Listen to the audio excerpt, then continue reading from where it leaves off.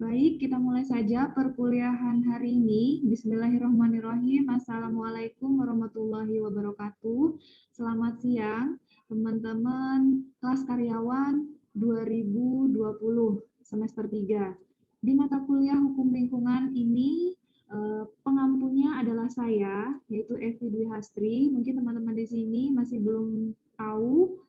Saya perkenalkan, saya Evi Dwi Hastri, domisili saya di Sumeneb, tepatnya di Kecamatan Buto. Dan untuk materi pada mata kuliah Hukum Lingkungan, seperti yang saya sudah jelaskan pada rencana pembelajaran semester pada video YouTube yang tadi saya sudah share, tadi pagi saya sudah share kepada rekan-rekan kelas karyawan, dan sekarang kita masuk pada materi pada substansi materi hukum lingkungan, kawasan lingkungan hidup, serta dinamika dan juga permasalahan. Lagi kira mas ini benih. Apa? Ini Dan untuk pokok bahasan pada materi tatap muka yang kedua pada siang hari ini, pokok bahasan yang pertama kita akan mempelajari pengertian lingkungan, peran dan juga fungsinya, pengertian ekologi, ekosistem dan juga ekologi pembangunan. Setelah itu kita lanjut kepada subpokok pembahasan selanjutnya, yaitu kedudukan manusia terhadap lingkungan. Di sini dalam pengertian lingkungan, peran dan juga fungsinya, tentunya rekan-rekan mahasiswa di sini harus terlebih dahulu paham apa sih yang dikatakan sebagai lingkungan, apa itu lingkungan hidup. Tentunya di sini mungkin Mas Maimun tahu apa sih yang dikatakan sebagai lingkungan, Mas Maimun.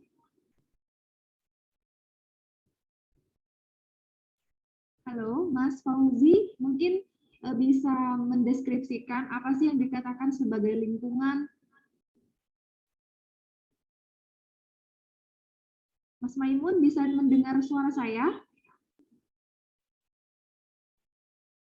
Masih di mute? bisa tapi kecil banget. Oke, di sini lingkungan dalam bahasa asingnya yaitu environment. Dalam pengertian lingkungan di sini kita tidak hanya mempelajari tentang lingkungan yang kita tempati saat sekarang ini, melainkan ada juga lingkungan secara sosial.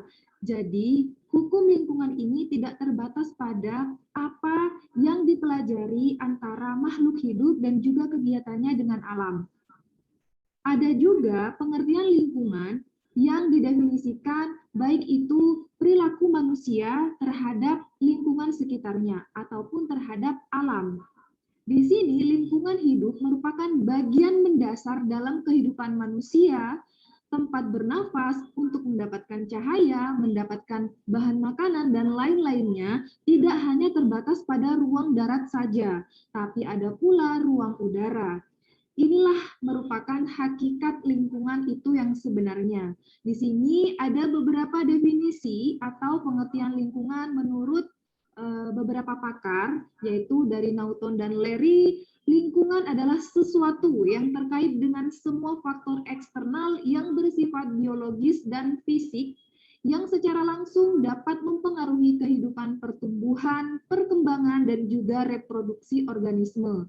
Dari pengertian lingkungan menurut Naughton dan Larry Wolff ini, kita bisa mendeskripsikan sendiri atau menyimpulkan sendiri bahwasanya faktor eksternal yang bersifat biologis dan fisik itu juga termasuk dalam ruang lingkup lingkungan itu sendiri.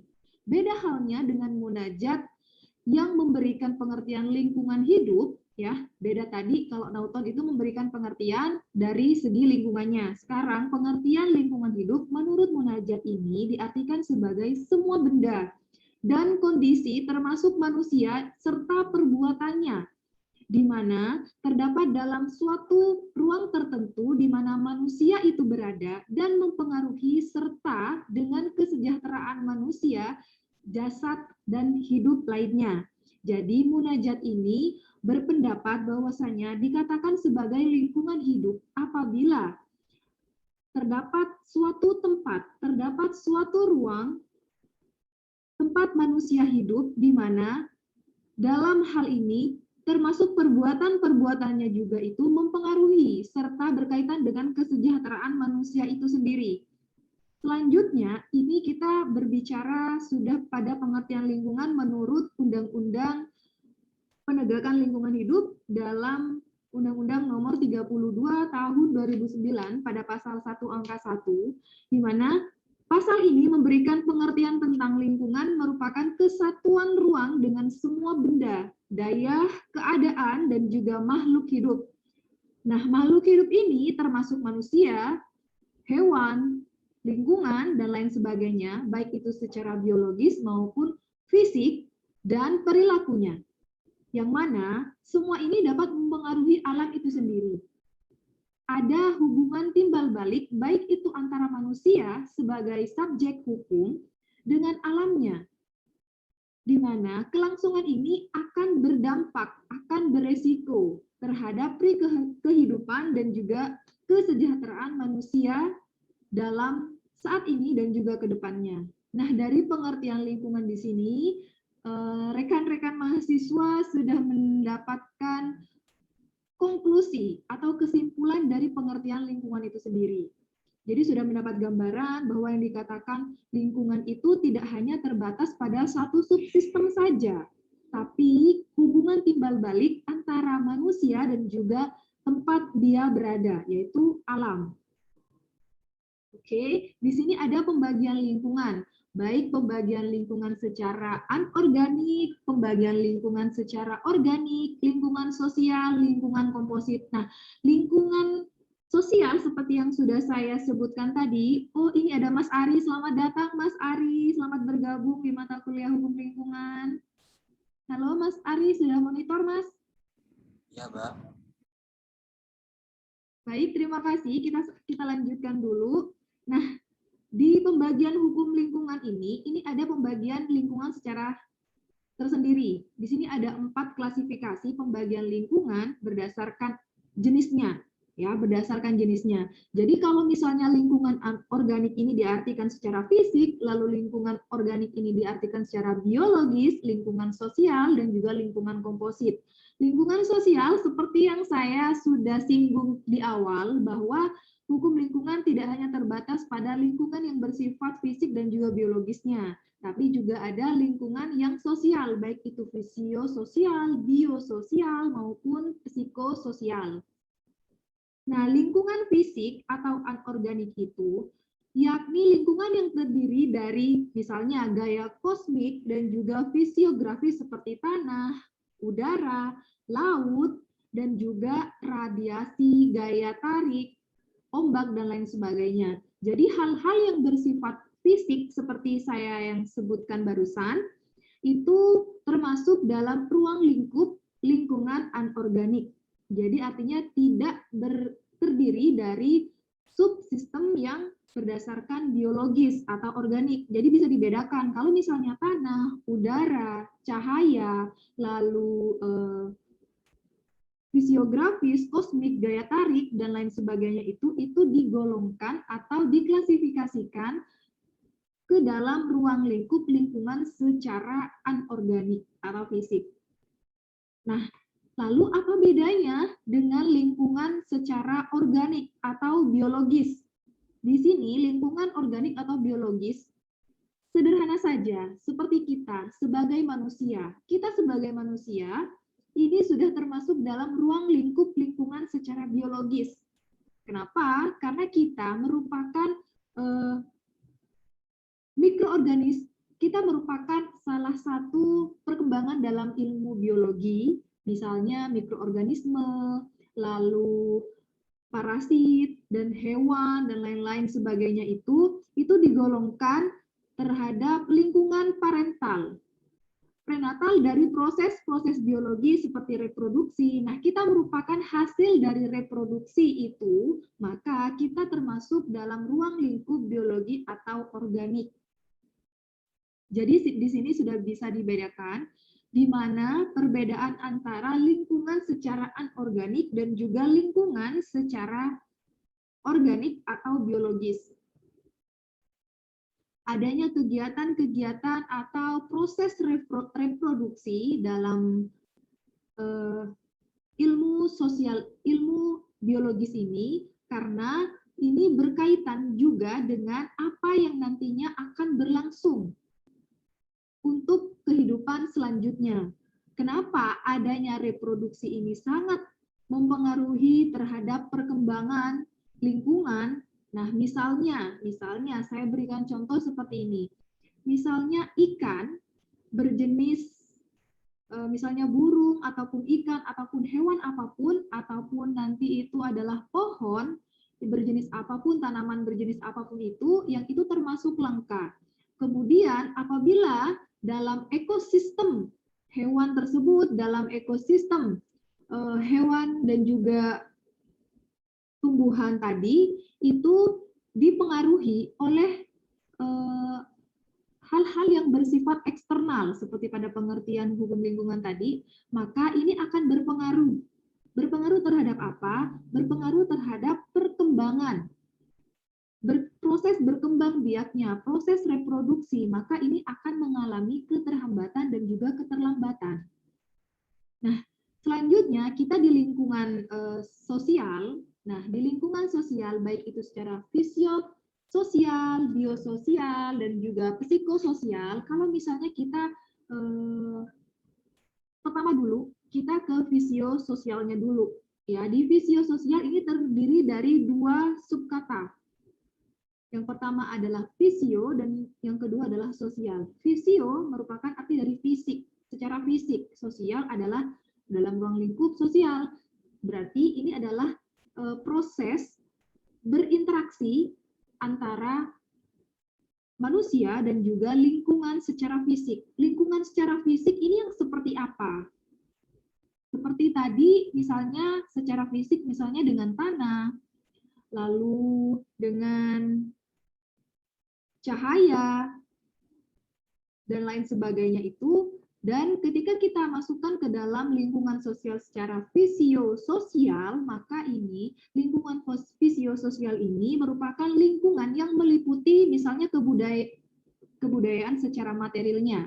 Secara materialnya itu misalnya peralatan, mesin, senjata, gedung-gedung, dan juga yang lainnya. Kenapa ini dimasukkan ke dalam fisiososial? Karena ini merupakan proses bagaimana manusia itu melakukan sebuah interaksi dengan hal-hal yang bersifat fisik seperti ini, dan ini nantinya akan berpengaruh terhadap proses pertumbuhan dan juga mempengaruhi terhadap lingkungan sekitar. Misalnya, manusia akan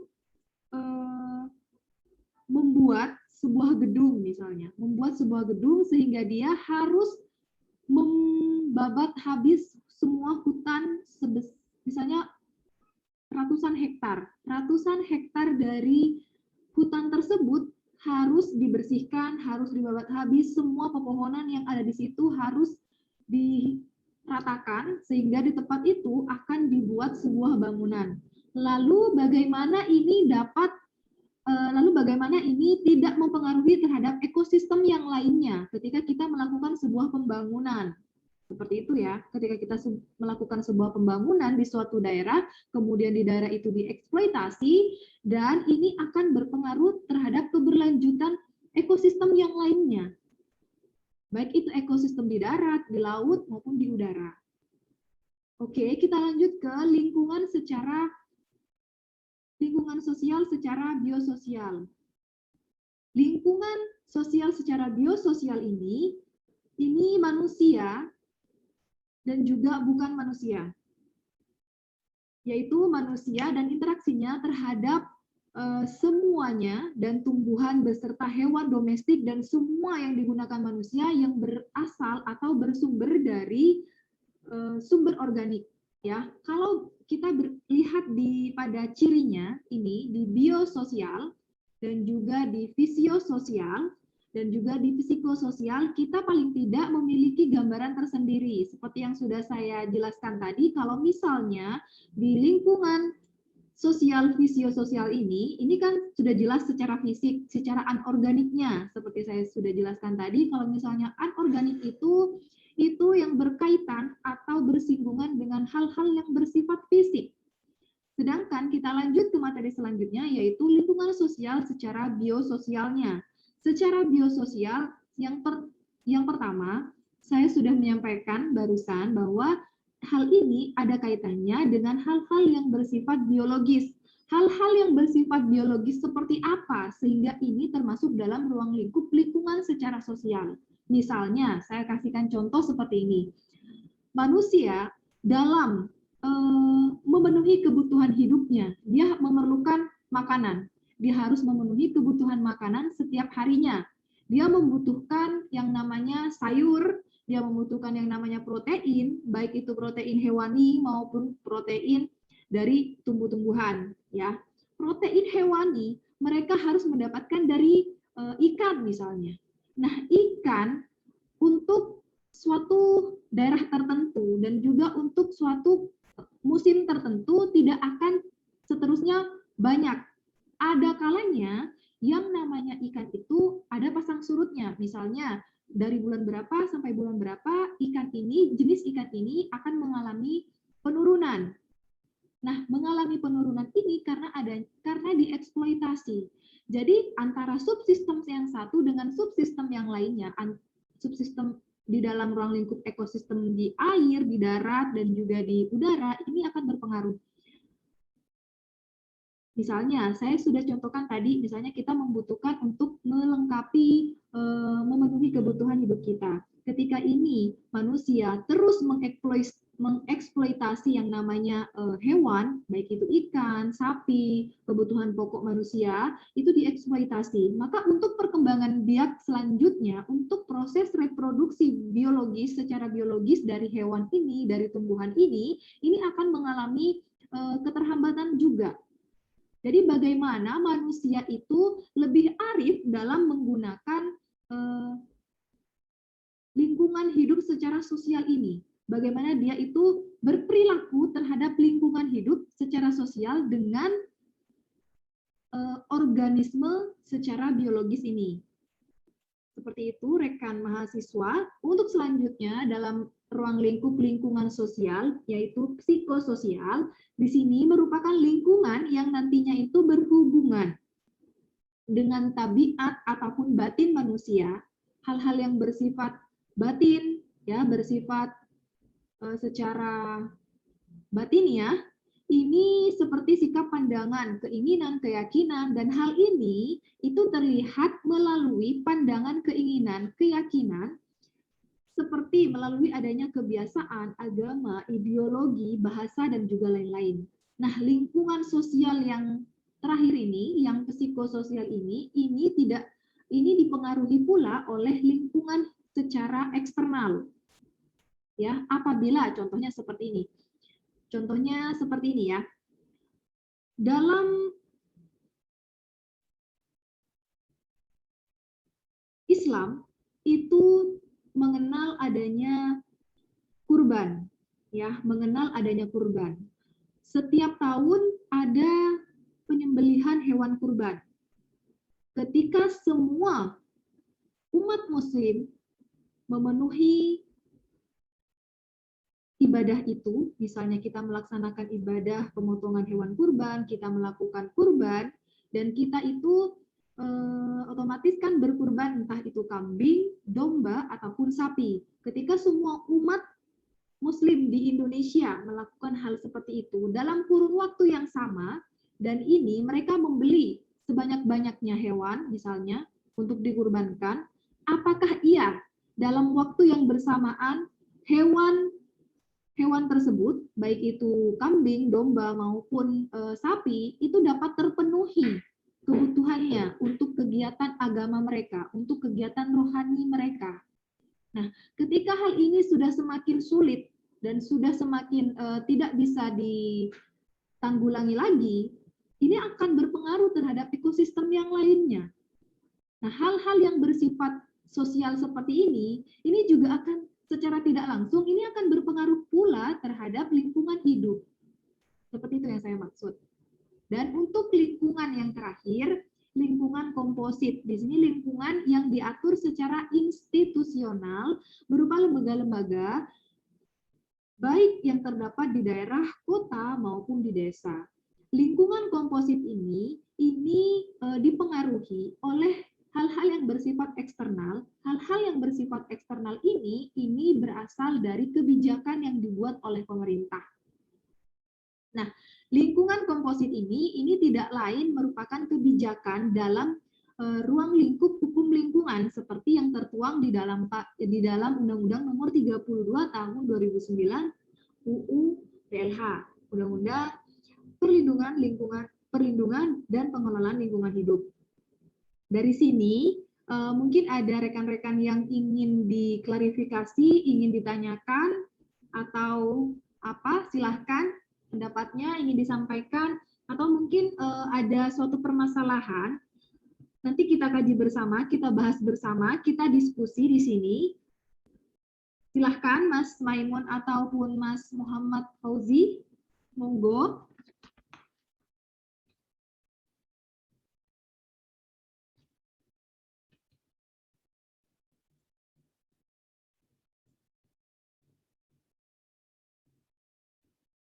Baik, kalau misalnya tidak ada, saya lanjut dulu. Selanjutnya kita di sini juga harus memahami terlebih dahulu tentang ekologi, ekosistem, dan juga ekologi pembangunan. Yang pertama, terkait ekologi. Suryani di sini memberikan pendapatnya bahwa yang dikatakan sebagai ekologi itu merupakan ilmu dasar. Untuk apa? Yaitu untuk mempertanyakan, untuk memahami, untuk menyelidiki, bagaimana sih alam itu dapat bekerja. Bagaimana keberadaan makhluk hidup dalam sistem kehidupan yang nantinya mereka perlukan dari habitatnya tersebut untuk melangsungkan kehidupannya. Jadi dengan adanya ekologi ini, ilmu dasar untuk mengetahui bagaimana alam itu bekerja, itu tidak hanya terbatas pada ekologi itu saja. Jadi hal ini sudah berkembang. Ekologi pedesaan, ekologi pantai, ekologi pertanian, ekologi industri, dan sebentar lagi kita akan masuk ke dalam ekologi pembangunan. Untuk ekosistem, menurut Otto Sumarwoto, merupakan suatu sistem ekologi. Ya, jadi ini ada kaitannya antara ekologi dengan ekosistem. Ekologi yang merupakan ilmu dasar tentang bagaimana alam itu dapat bekerja, sedangkan ekosistem ini merupakan suatu sistem dari ekologi tersebut, yang mana ini terbentuk oleh hubungan timbal balik antara makhluk hidup dengan lingkungannya. Ya, sudah jelas di sini bahwa ekosistem ini terbentuk oleh komponen hidup dan tidak hidup. Komponen hidup itu seperti hal-hal yang bersifat biologis atau organik.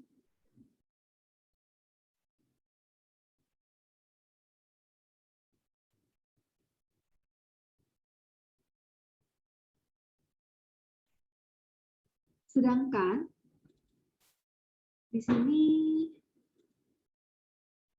untuk komponen tidak hidup itu seperti hal-hal yang bersifat secara anorganik atau fisik. Fisik seperti saya sudah contohkan tadi, seperti cahaya, biometrik, lalu ombak, lalu air, dan juga ada tanah dan lain sebagainya. Hal-hal yang bersifat secara fisik atau anorganik tersebut itu termasuk dalam suatu ekosistem, termasuk dalam bagian ekosistem itu sendiri. Jadi ekosistem itu terbentuk oleh komponen hidup dan juga komponen tidak hidup yang kemudian itu nantinya akan berinteraksi untuk membentuk suatu kesatuan yang teratur. Dari sini ada kaitannya dengan ekologi pembangunan. Ekologi pembangunan yang seperti apa yang dimaksud sehingga hal ini bisa dimasukkan ke dalam mata kuliah hukum lingkungan? Tentunya dalam ekologi pembangunan ini yang merupakan cabang ilmu dari ekologi, hal ini akan mempelajari hidup sebagai objek kajian dalam hubungannya dengan pembangunan. Pembangunan yang bertujuan untuk mencapai taraf hidup yang lebih baik. Jadi, ekologi yang merupakan ilmu dasar tersebut dikaitkan dengan pembangunan sebagai objek kajiannya. Hal ini ditujukan untuk tercapainya taraf hidup yang lebih baik dari sebelumnya. Memang, untuk melakukan suatu pembangunan ini memiliki risiko yang besar. Dan tidak mungkin dalam suatu negara itu tidak melakukan suatu pembangunan. Harus melakukan suatu pembangunan. Melakukan suatu pembangunan pun ada resikonya. Dan tidak melakukan suatu pembangunan pun itu sangat beresiko. Jadi, pemerintah sebagai pembuat kebijakan, ya, sebagai dalam ruang lingkup sosial secara komposit, lingkungan secara komposit, pemerintah dalam membuat kebijakan terkait lingkungan hidup ini harus arif, harus lebih arif. Arif yang bagaimana harus bisa menekan hal-hal yang nantinya akan terjadi apabila pembangunan tersebut terus dilakukan. Jadi harmonisasi antara pembangunan dengan kebijakan pengelolaan lingkungan itu nantinya akan berorientasi tidak hanya semata-mata untuk pertumbuhan ekonomi. Ya, kalau misalnya dalam suatu negara, contohnya saja di Indonesia, hal ini hanya untuk pertumbuhan perekonomian saja, tetapi kelestarian lingkungan hidup di sini tidak diperhatikan, maka taraf hidup yang lebih baik sebagai tujuan dari ekologi pembangunan itu sendiri nantinya juga tidak akan tercapai. Jadi harus ada balance di antara pengelolaan yang berorientasi pada pertumbuhan ekonomi, dan ini juga harus memperhatikan berorientasi pada fungsi kelestarian lingkungan hidup itu sendiri. Baik, di sini mungkin ada yang ingin ditanyakan lagi, silahkan. Sebelum saya lanjut. Baik, saya lanjut dulu. Untuk kedudukan manusia terhadap lingkungan. Nah, di sini mungkin ada rekan-rekan mahasiswa yang mempunyai pemikiran seperti ini. Lalu bagaimana manusia sebagai subjek hukum kedudukannya di dalam daerahnya sendiri, di dalam lokasi atau di dalam tempat ia tinggal, tempat ia hidup. Jadi di sini kita akan mempelajari pula tentang kedudukan manusia terhadap lingkungan itu sendiri. Kedudukan manusia terhadap lingkungan itu memiliki eksistensi tersendiri. Eksistensi hukum dalam perkembangannya itu harus terbatas atau harus ada batasannya. Ya, nggak boleh yang namanya kita itu meskipun kita itu mempunyai hak atas suatu benda, hak kepemilikan terhadap tanah, ya misalnya, kita tidak boleh serta-merta mengeksploitasi apa yang kita miliki. Karena pada dasarnya hukum itu kan awalnya hanya mengatur antara pribadi dengan pribadi, hanya mengatur antara subjek hukum, sedangkan objeknya di sini, objeknya yaitu alam itu tidak diperhatikan. Jadi kalau misalnya terjadi pembunuhan, misalnya terjadi penganiayaan, itu hukum mengatur. Jadi antara subjek hukum yang satu dengan yang lainnya, antara subjek hukum orang maupun reh person, ini diatur. Sedangkan untuk kedudukan manusia terhadap lingkungannya, ini kebijakannya itu masih belum secara mengakomodir secara keseluruhan. Ya. Jadi eksistensi hukum dalam perkembangan hukum lingkungan ini hanya terbatas pada aturan yang mengatur hubungan manusia dengan manusia. Sehingga dalam tataran normatif, prinsip-prinsip hukum dalam konteks kedudukan manusia terhadap lingkungan itu hanya meletakkan suatu nilai-nilai luhur bahwasanya betapa pentingnya nilai lingkungan dan alam dalam kehidupan manusia. Karena pada dasarnya manusia juga tidak akan bisa hidup tanpa alam yang mendukungnya. Coba saja seperti ini, saya beri contoh sederhananya. Kalau misalnya ikan, dia harus hidup di darat tanpa air. Apakah dia bisa hidup di dalam ekosistem itu? Tentu tidak. Lalu bagaimana dengan manusia? Ketika manusia itu ditempatkan di dalam ruangan yang tanpa oksigen, tanpa bisa menghirup oksigen, apakah kita akan bisa hidup? Tentu tidak. Nah, hal-hal yang seperti ini yang masih kurang diperhatikan oleh pemerintah maupun kita sebagai makhluk hidup. Sebagai bagian dari lingkungan itu sendiri. Lingkungan secara biologis, lingkungan secara organiknya.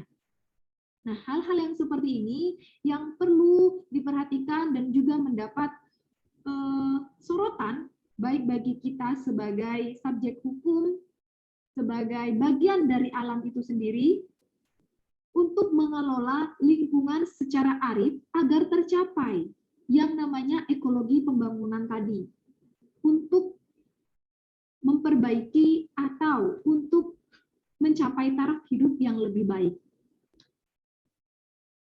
Nah, di sini ada internalisasi lingkungan dan pembangunan, kesadaran lingkungan, dimensi lingkungan secara global. Nah, untuk dimensi lingkungan secara global ini, Indonesia merupakan salah satu negara dari 110 negara yang hadir pada konferensi Stockholm tahun 1972 mulai dari tanggal 5 sampai 12 Juni, sehingga tanggal 5 ini ditetapkan sebagai Hari Lingkungan Hidup Nasional. Ya. Dari sini kita sudah bisa mengetahui bahwasannya tidak hanya secara nasional saja, tapi dalam ruang lingkup secara global ini sudah mendukung adanya pelestarian terhadap lingkungan di negara masing-masing. Dengan adanya konferensi Stockholm ini, tidak hanya memfokus dengan adanya konferensi Stockholm ini bukan menyelesaikan permasalahan, bukan membantu untuk memperbaiki kondisi alamnya, melainkan adanya konferensi ini adalah untuk memberikan saran, untuk memberikan masukan terhadap masing-masing negara yang mengikuti konferensi ini, termasuk Indonesia dari 110 negara itu, untuk melestarikan lingkungannya secara arif. Selain itu ada juga konferensi Rio de Janeiro tahun 1992, konferensi Johannesburg tahun 2002, dan juga Lembaga Lingkungan Dunia. Dari dimensi lingkungan global, secara global ini sudah memperlihatkan kepada kita, menunjukkan kepada kita bahwasanya yang namanya lingkungan hidup itu, manusia tidak hanya berhak untuk mengeksploitasi, ya, tapi manusia juga berkewajiban untuk melestarikan lingkungan hidupnya. Nah, dari dimensi lingkungan secara global ini ada pula dimensi lingkungan secara regional yang itu berkaitan juga dengan kita sebagai manusia dalam melakukan segala aktivitas kita sebagai manusia untuk mempertahankan, untuk melestarikan lingkungan hidup itu sendiri. Jadi dari sini kita sudah mulai tertata pola pikir kita bahwasanya dari lingkungan, dari keempat jenis lingkungan tadi yang sudah saya sebutkan di awal, baik itu lingkungan secara anorganik, lingkungan organik, lingkungan sosial, dan juga lingkungan secara komposit. Baik, rekan mahasiswa, kita untuk tatap muka yang pertama, materi untuk tatap muka yang kedua maksud saya, tadi yang pertama saya sudah sampaikan, untuk TM yang pertama saya sudah sampaikan penyampaian kontrak kuliah dan juga RPS, dan untuk TM yang kedua, yaitu kita masuk ke materi perkuliahan, yaitu seputar wawasan lingkungan hidup serta dinamika permasalahannya. Dan sekarang saya akan share materi untuk tatap muka yang kedua. Mbak Rohul Maisha, Assalamualaikum. Mas Bayu juga, Assalamualaikum Mas Bayu.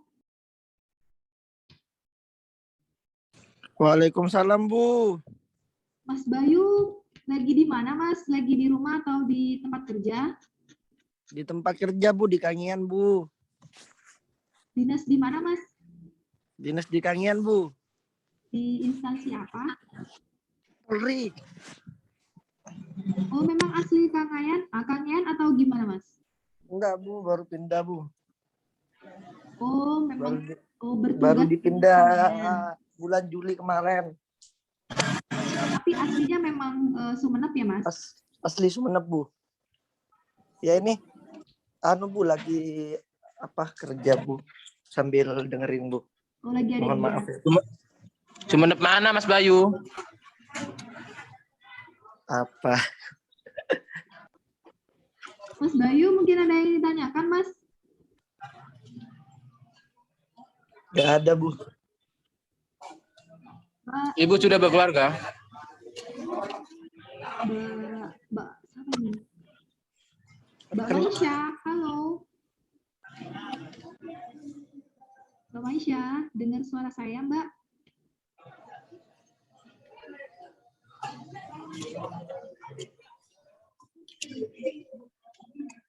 Baik, kita lanjut saja dulu ke TM yang selanjutnya, karena kita di sini oleh program studi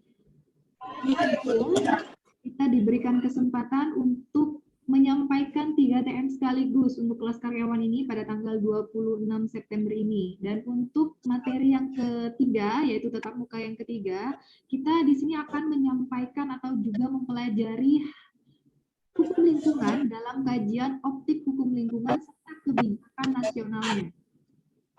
Ya.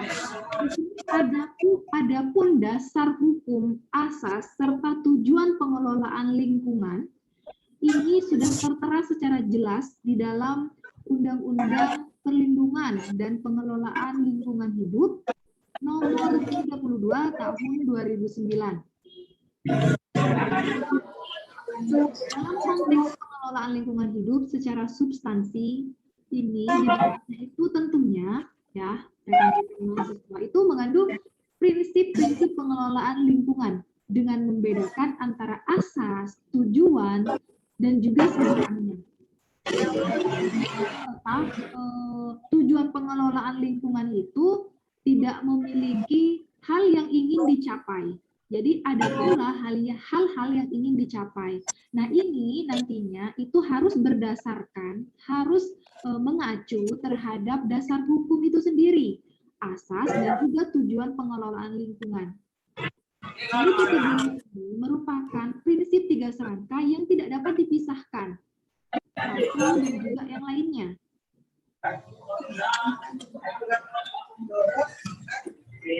Dalam sistem hukum pengelolaan lingkungan itu terkandung sebuah nilai tujuan dan juga sasaran, di mana tujuan itu harus tercermin asas dan sasaran. Begitu pula di dalam sasaran selalu ada kerangka asas dan tujuan.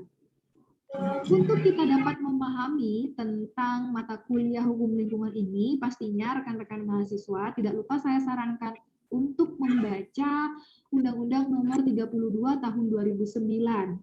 Di dalam pasal 2 itu kita sudah dapat menyaksikan sendiri atau melihat sendiri bahwasanya yang dikatakan sebagai asas-asas apa saja yang digunakan dalam pengelolaan lingkungan hidup menurut Undang-Undang Nomor 32 Tahun 2009 itu disebutkan bahwa pengelolaan lingkungan hidup itu diselenggarakan dengan asas tanggung jawab negara, asas kelestarian dan keberlanjutan, asas keserasian dan keseimbangan, keterpaduan, manfaat, asas kehati-hatian, keadilan, ekoregien, keanekaragaman hayati, penerimaan bayar partisipatif, lokal, tata kelola pemerintahan yang baik, dan otonomi daerah.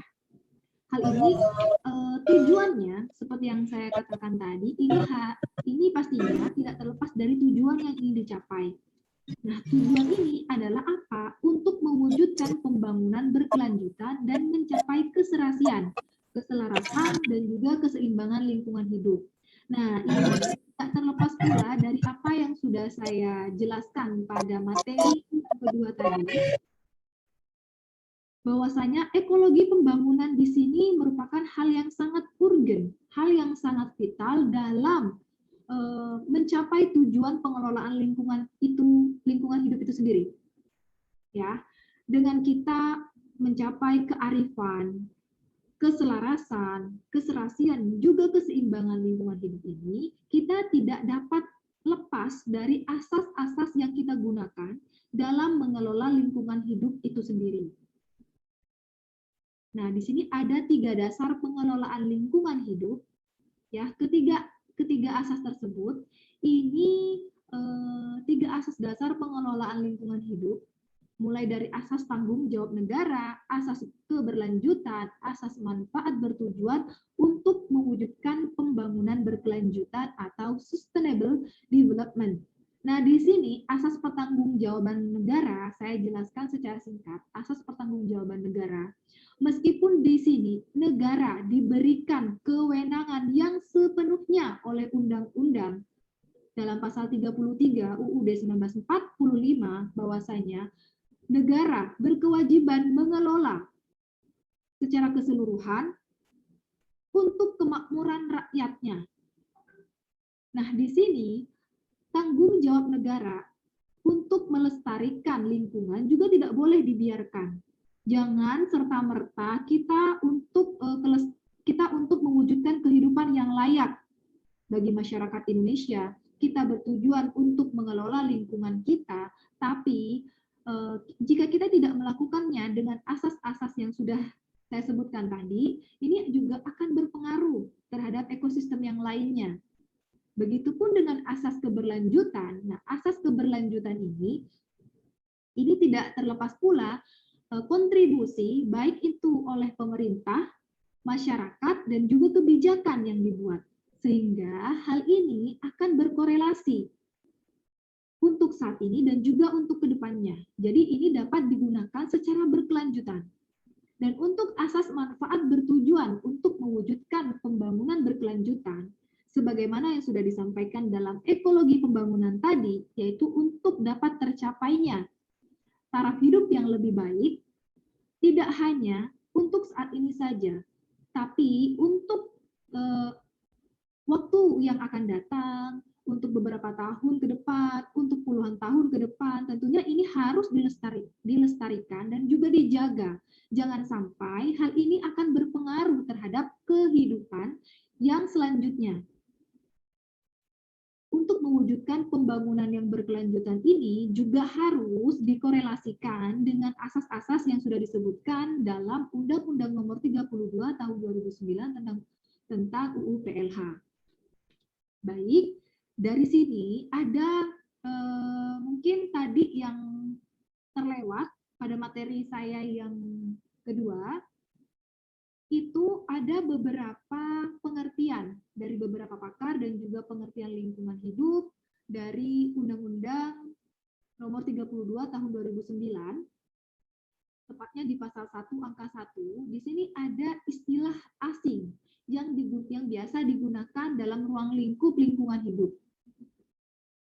Di sini bisa kita lihat bersama ada 5 istilah asing, baik itu dari bahasa Belanda, bahasa Inggris, Jerman, Prancis, dan juga Arab.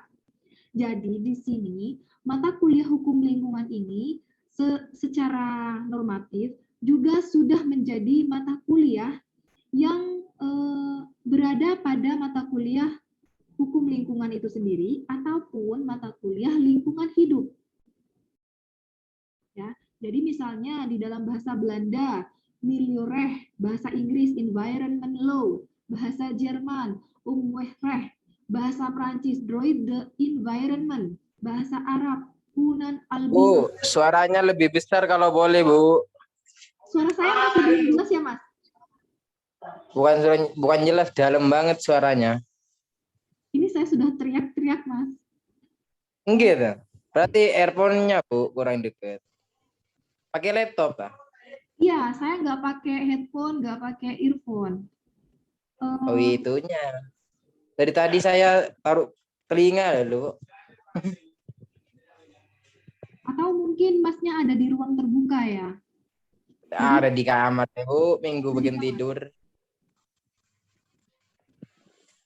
Halo, masih ini ya? Masih kurang jelas atau gimana? Ya udah lanjut aja, Bu. Bentar mau cari headset dulu. Oke. Jadi di sini ada yang berpandangan bahwa Stellinga itu berpandangan bahwa hukum lingkungan itu merupakan disiplin ilmu hukum yang sedang berkembang. Sebagian besar materi hukum lingkungan itu adalah bagian dari materi hukum administrasi. Nah, di sini mungkin teman-teman ada yang berpikiran sebenarnya hukum lingkungan ini termasuk dalam klasifikasi ilmu apa? Ilmu dalam hukum publik atau hukum private-nya? Dari sini saya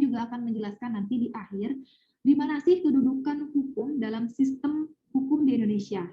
Ya, Stellinga berpendapat bahwasanya hukum lingkungan itu termasuk ke dalam materi hukum administrasi, dan juga beda halnya dengan Linen dalam Siti Sundari Rangkuti itu berpandangan bahwa hukum lingkungan itu juga mengandung aspek hukum perdatanya. Ada juga aspek hukum pidananya, aspek hukum pajak, hukum internasional, dan penataan ruang, sehingga tidak dapat digolongkan ke dalam pembidangan hukum secara klasik. Kalau kita deskripsikan, tadi setelah saya mendeskripsikan berdasarkan pendapat dari beberapa ahli tentang lingkungan hidup sendiri, memang hukum lingkungan ini tidak hanya sesempit itu. Sudah saya katakan bahwasanya hukum lingkungan ini tidak hanya terbatas interaksi manusia dengan lingkungannya, tapi bagaimana manusia itu dapat melestarikannya, bagaimana manusia itu dapat bertindak terhadap lingkungannya, lalu bagaimana manusia itu dapat dimintai pertanggungjawaban terhadap apa yang sudah dilakukan terhadap lingkungannya, sehingga ini dijadikan sebagai rujukan bagi pemerintah dalam membuat aturan, dalam membuat kebijakan terhadap pengelolaan dan kelestarian lingkungan hidup. Dengan demikian, berdasarkan pada pengertian yang dimaksud di atas, maka substansi hukum yang merupakan materi hukum lingkungan ini dalam mata kuliah hukum lingkungan itu digolongkan ke dalam mata kuliah hukum yang fungsional. Yang fungsional, seperti yang sudah saya katakan barusan, bahwa tidak hanya terbatas pada hukum administrasi negaranya. Terhadap hukum administrasi negara, misalnya, ini manusia berhubungan secara fisiososialnya. Misalnya kita ada sengketa tanah dan lain sebagainya, lalu kita memiliki hak atas tanah misalnya. Ketika kita memiliki hak atas tanah, lalu kita mengeksploitasi, kita berbuat semaunya terhadap tanah tersebut tanpa berpikir panjang atas apa yang nantinya akan terjadi terhadap tanah tersebut. Misalnya seperti ini, kita mempunyai satu bidang tanah, 1 hektar tanah, pokoknya satu bidang tanah, hak kepemilikan terhadap tanah tersebut, kita sebagai pemiliknya itu berhak mengelola terhadap tanah tersebut, toh. Nah, lalu bagaimana jika kita tidak memperhatikan sebagaimana asas-asas yang sudah disebutkan di awal? Kita menanam tumbuhan, misalnya menanam pohon ataupun yang lainnya yang nantinya itu akan mencemari lingkungan. Mencemari lingkungan ataupun itu akan berakibat terhadap lingkungan ataupun ekosistem di sekitarnya. Ya, seperti itu. Jadi, hal-hal yang seperti ini tidak bisa hanya dimasukkan dalam materi atau di dalam muatan materi hukum administrasi negara, ini juga ada aspek perdatanya, ada aspek pidananya, pajaknya, internasional, hukum internasionalnya, ini mencakup semuanya. Ya, secara fungsional rehvaken, yaitu suatu ilmu hukum yang mengandung terobosan antara berbagai disiplin ilmu hukum klasik ataupun tradisional. Kita lanjut ke peranan hukum lingkungan. Nah, peranan hukum lingkungan itu dalam konteks pengelolaan lingkungan itu eksistensi hukum lingkungan itu diperlukan. Ya, diperlukan sebagai alat pergaulan sosial dalam masalah lingkungan.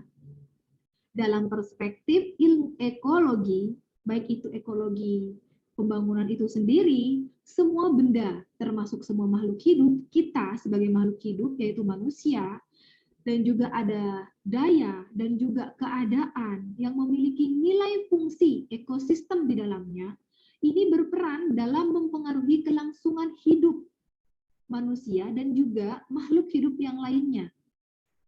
Peranan lingkungan, hukum lingkungan ini berdasarkan pada gambaran tersebut, ini dapat disimpulkan bahwa hukum lingkungan itu di sini mengandung manfaat sebagai sarana pengatur interaksi manusia dengan lingkungan dengan tujuan tercapainya suatu keteraturan dan juga ketertiban, social order.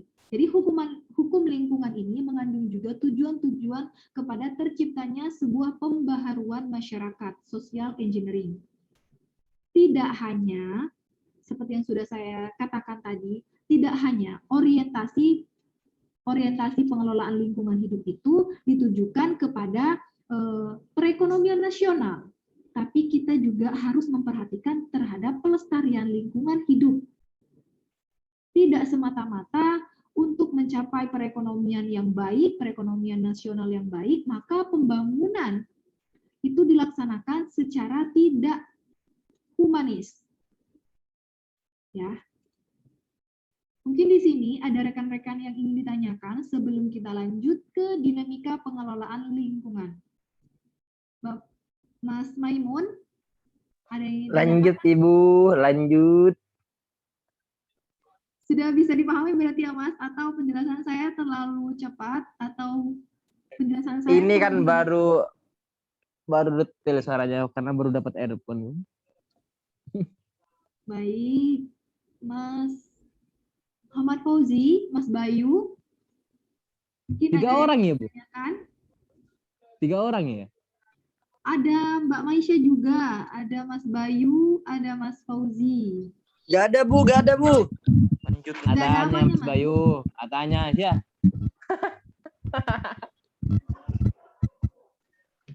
Baik, kita lanjut sebentar lagi, kita break ya.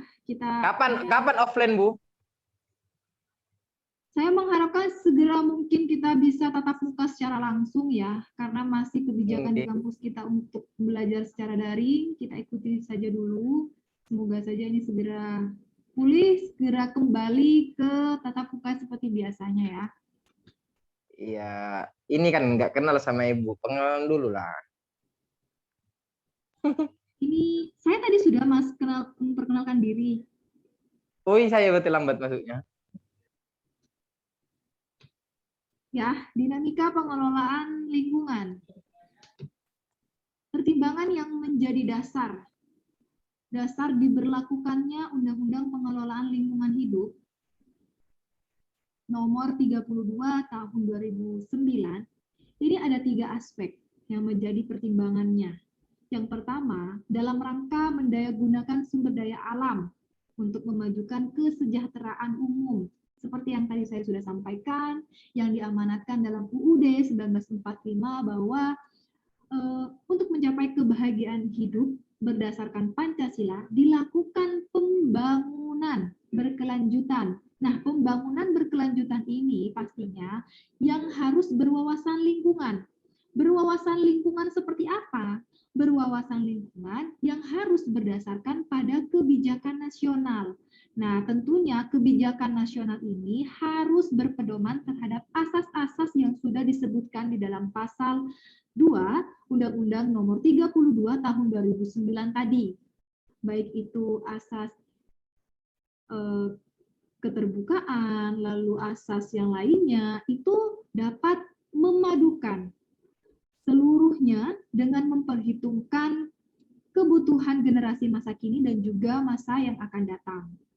Yang selanjutnya, dipandang perlu hal-hal yang menjadi dasar pemberlakuan UU PLH itu untuk melaksanakan pengelolaan lingkungan hidup itu adalah melestarikan dan juga mengembangkan kemampuan lingkungan hidup yang serasi, selaras, serta seimbang guna menunjang terlaksananya pembangunan berkelanjutan yang berwawasan lingkungan hidup. Berwawasan lingkungan hidup seperti yang saya sudah sampaikan barusan ya rekan-rekan mahasiswa. Dan selanjutnya bahwa penyelenggaraan pengelolaan lingkungan hidup dalam rangka pembangunan berkelanjutan yang berwawasan kehidupan itu, berwawasan lingkungan hidup itu harus berdasarkan pada norma hukum. Norma hukum dengan memperhatikan tingkat kesadaran masyarakat. Jadi tingkat kesadaran itu tidak hanya dari pemerintah itu sendiri. Kalau misalnya ini harus pula didukung dengan tingkat kesadaran dari masyarakat itu sendiri. Jadi tidak akan berjalan dengan baik apabila pemerintah membuat aturan yang sebaik-baiknya apabila masyarakat tidak mendukung terhadap kebijakan yang dibuat oleh pemerintah itu. Misalnya, seperti yang tadi saya sudah sampaikan, kita sebagai manusia dalam mengelola lingkungan, dalam mengeksploitasi lingkungan itu, apabila tidak didasarkan pada asas-asas yang sudah disebutkan, tidak berkearifan lokal, maka ini tidak akan tercapai. Tidak akan tercapai terhadap kearifan lingkungan. Jadi hal ini akan berpengaruh pula terhadap keberlanjutan pengelolaan lingkungan, kebutuhan generasi masa kini dan juga masa yang akan datang. Sehingga perkembangan lingkungan global serta perangkat hukum internasional itu harus berkaitan erat dengan lingkungan hidup. Seperti pada materi yang di awal, pada materi yang kedua, ini sudah didukung oleh beberapa konferensi-konferensi yang diikuti oleh Indonesia, yang mana Indonesia merupakan salah satu negara yang mengikuti konferensi 1972. Ya, di situ sudah dapat kita lihat bahwasannya tidak hanya di regional saja, tapi secara global sudah sangat mendukung terhadap pelestarian lingkungan di masing-masing negara. Dengan hal tersebut, kita lanjut ke kebijakan hukum lingkungan. Di sini, kebijakan hukum lingkungan itu dalam arti sempit merupakan penentuan konsep, proses, strategi, dan juga siasat yang nantinya itu akan terumuskan secara sistematis. Ya, jadi tidak kompleks ya. Meskipun ini merupakan hal yang sangat kompleks misalnya, ini juga harus tetap disusun secara sistematis sehingga ini dapat dilakukan kajian baik itu secara ilmiah. Nah, kebijakan-kebijakan yang seperti ini yang dibuat oleh pemerintah sebagai pembuat kebijakan itu berkenaan dengan rencananya, programnya, proyeknya, dan juga kegiatan pemerintah serta yang melibatkan masyarakat di dalamnya sebagai pengelola lingkungan hidup itu sendiri. Ya, nantinya itu akan bertujuan untuk pengelolaan lingkungan hidup melalui pendayagunaan peraturan perundang-undangan beserta kelembagaannya. Di sini tentunya ada korelasi yang sangat penting baik itu dari pemerintah dan juga masyarakatnya. Beda halnya dengan pengertian secara luas terkait kebijakan hukum lingkungan ini, bahwasanya ini bertalian atau berhubungan dengan dimensi kebijakan yang mengandung arti serangkaian tindakan hukum sebagai wujud nyata dari kewenangan pemerintah. Dengan kata lain, kebijakan tersebut berkaitan dengan pembangunan yang bertujuan untuk memenuhi kebutuhan dan juga kesejahteraan masyarakat terkait dengan persoalan lingkungan hidup. Dari sini, kita harus mengetahui pula di mana sih kedudukan lingkungan dalam sistem hukum, seperti yang sudah saya sampaikan di awal bahwasanya kedudukan hukum lingkungan ini tidak hanya terbatas hukum administrasi saja. Kita bisa melihat kedudukan hukum lingkungan ini dari berbagai aspek. Misalnya dari hukum internasionalnya, dari aspek hukum pajaknya, dari aspek hukum pidananya pun kita juga bisa melihat dan mengkaji kedudukan hukum lingkungan itu sendiri. Dan juga dari aspek perdatanya, aspek administrasi negaranya. Hal ini merupakan yang multifungsi. Ya, suatu disiplin ilmu yang multifungsi yang bisa dikaji melalui berbagai disiplin.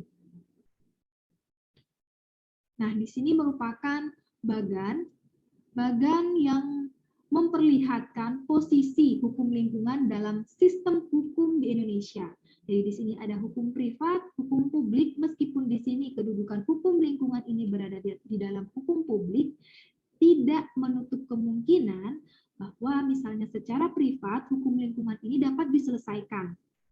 Misalnya, untuk penyelesaian sengketa pertanahan ini dibutuhkan penyelesaian sengketa. Penyelesaian sengketa ini bisa dilakukan dengan ini dibawa ke jalur hukum, misalnya administrasi negara ataupun sengketa tanah melalui alternatif penyelesaian sengketa bisa juga. Nah, dari sini kedudukan hukum lingkungan dalam sistem hukum ini berdasarkan pada skema posisi hukum lingkungan dalam hukum nasional sebagaimana yang dimaksud itu dapat disimpulkan bahwasanya hukum lingkungan itu belum dapat dijadikan sebagai golongan tersendiri. Meskipun tadi kita melihat skema tersebut, hukum lingkungan itu dimasukkan ke dalam subsistem hukum publik, jadi ini tidak menutup kemungkinan untuk dimasukkan pula ke dalam hukum secara private. Jadi sebagai salah satu bagian integral dari hukum publik, Namun hukum lingkungan digolongkan sebagai bagian dari hukum administrasi negara. Hal ini didasarkan pada prinsipnya bahwa hukum lingkungan itu secara dominan berkaitan dengan kekuasaan negara atas aset-aset lingkungan atas sumber daya alam. Nah, dari apa yang sudah saya jelaskan, mulai dari materi yang pertama hingga materi yang untuk tatap muka yang ketiga, sebagaimana RPS, rencana pembelajaran semester yang sudah sampaikan di awal pada video pembelajaran di YouTube, mungkin di sini ada yang ingin ditanyakan terkait hukum lingkungan, kedudukan hukum lingkungan dalam sistem hukum, lalu korelasinya dengan kebijakan-kebijakan yang dibuat oleh pemerintah, sehingga ini berpengaruh terhadap kebijakan secara nasional. Mungkin di sini ada yang ingin ditanyakan, Mas Fauzi, Mas Maimun, Mas Bayu, atau Mbak Maisha, silahkan.